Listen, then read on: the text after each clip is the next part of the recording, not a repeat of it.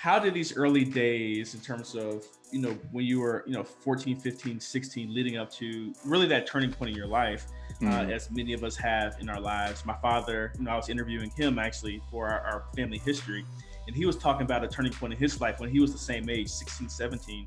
He was actually, stuck in summer school because he had another job that was keeping him up all night long. So he was falling asleep in class.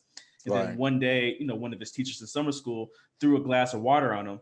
So he went out to, the hallway, got a glass of water and threw one back on her. And that's what got him expelled from high Wow. school, which Yeah. led him to the Vietnam War. Right. That's Wow. something I didn't know. Right. And you had a similar situation when you were 16 where this moment really changed your life, and it's kind of in a way set you back, but then also gave you, different type of opportunities or set you on a different path in life.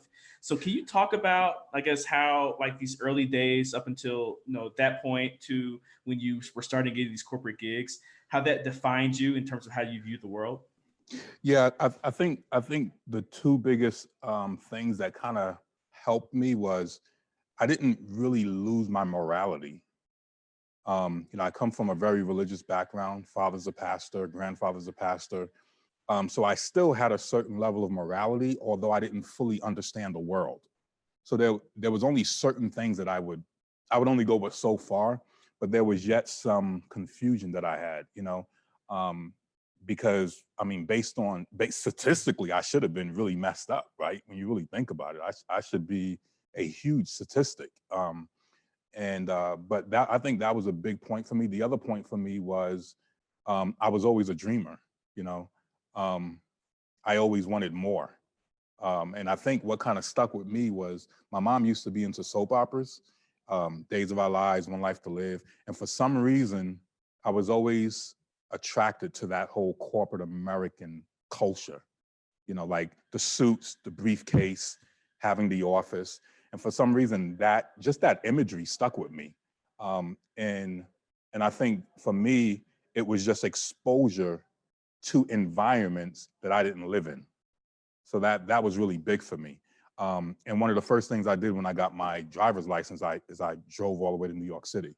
I always wanted to see the world outside of where I was. And so that always kind of kept me realizing that this isn't all there is to life, regardless of how jacked up the situation might be.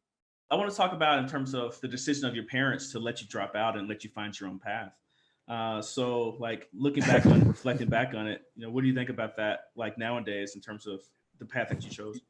I mean, their decision. I think it was their mistake. If I'm just transparent, I don't think they knew better. I still sometimes try not to hold a grudge against that because kids don't always. I was 16, but I didn't fully understand. To me, I'm thinking that's when your parents should help you understand. Help you make sense of things. And although my father was a pastor, he didn't have that level of. He didn't handle me like that. And you would think someone who is a pastor would handle you like that. But I'm guessing that part of his upbringing coming from Jamaica Islands, is like I don't think many of them didn't even make it to the 12th grade, from at least during his time. So I was like, maybe he was kind of handling me the way people handled him in the islands.